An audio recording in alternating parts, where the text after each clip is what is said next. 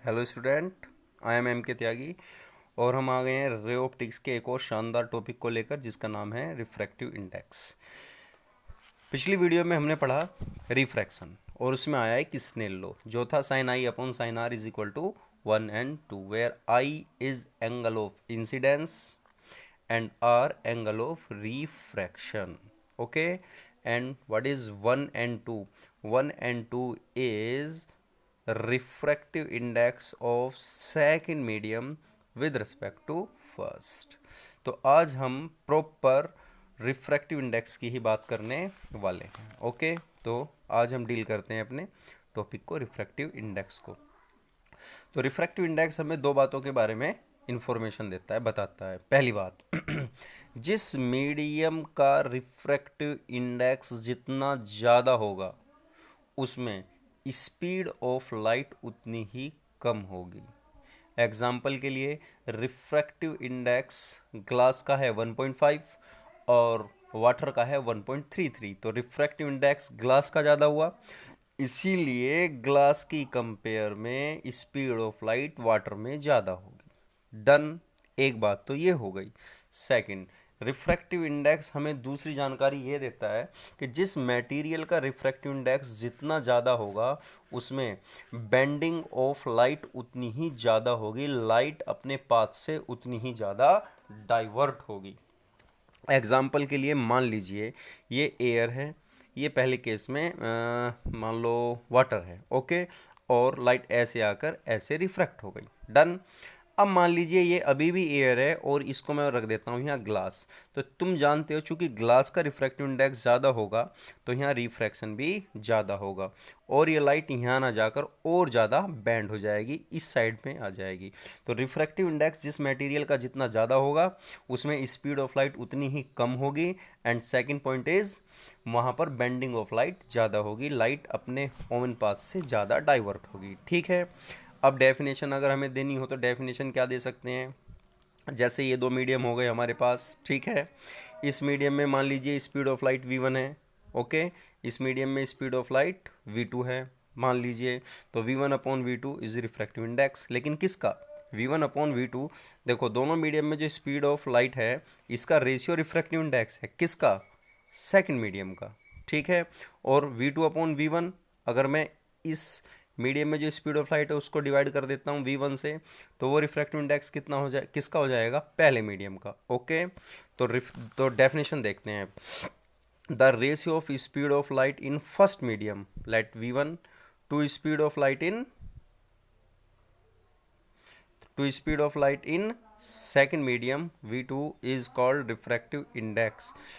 एक बात मैंने यहाँ मिस कर दी है, वो तुम नोट करना। Is called refractive index of second medium, refractive index of second medium with respect to first. Clear?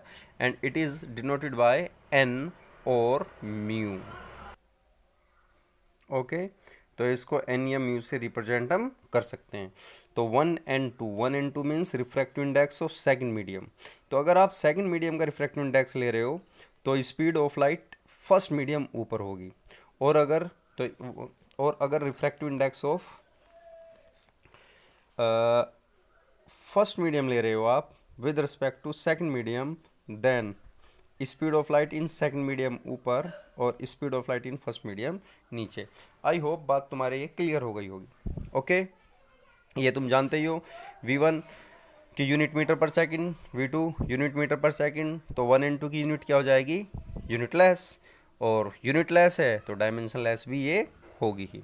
अब रिफ्रैक्टिव इंडेक्स के भी होते हैं दो टाइप तो क्या है, दो मान लीजिए दो टाइप हैं, है ना। तो अब हम इनको बारी बारी से देख लेते हैं। एक है एब्सोल्यूट रिफ्रैक्टिव इंडेक्स, ये रहा, और दूसरा है रिलेटिव। मैंने गलती से रिलेटेड लिख दिया है, तो ये रिलेटिव है, रिलेटिव रिफ्रैक्टिव इंडेक्स।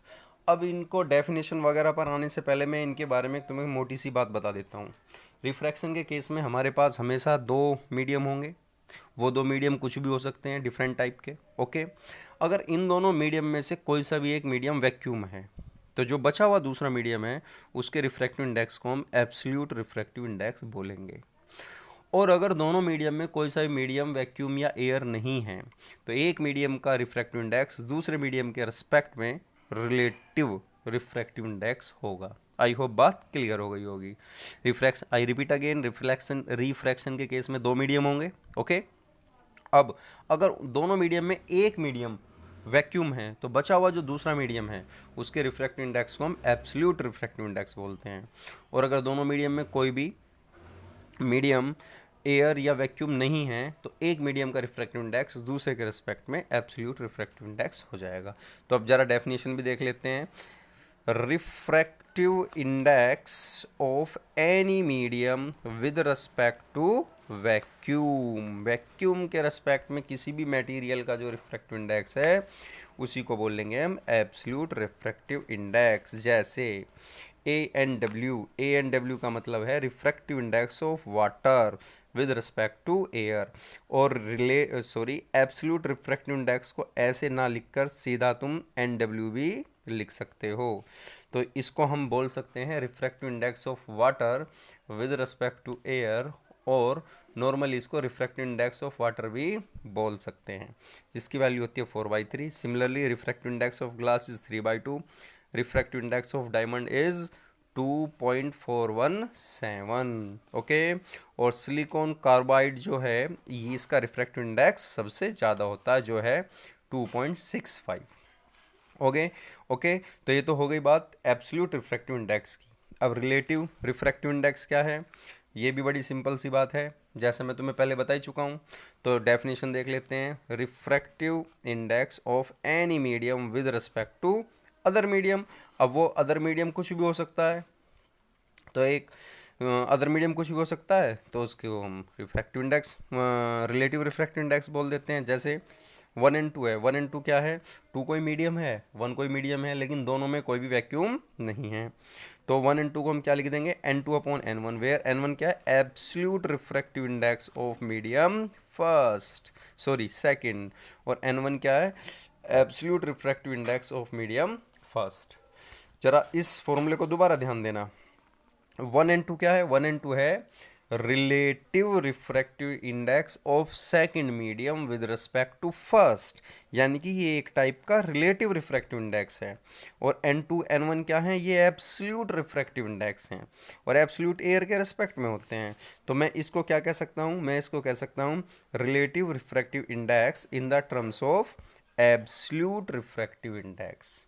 क्या कह सकते हो, relative refractive index in the terms of absolute refractive index. अब जैसे एग्जांपल के लिए मैं तुमसे कहूँ कि अपने को रिफ्रैक्टिव इंडेक्स निकालना है वाटर का विद रिस्पेक्ट टू ग्लास, तो इसको कैसे लिख दोगे, NW/NG।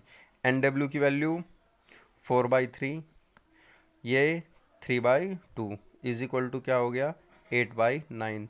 तो 8/9 क्या है, it is refractive index of water with respect to glass. Okay, तो ये हमारे दो टाइप के रिफ्रैक्टिव इंडेक्स हो गए।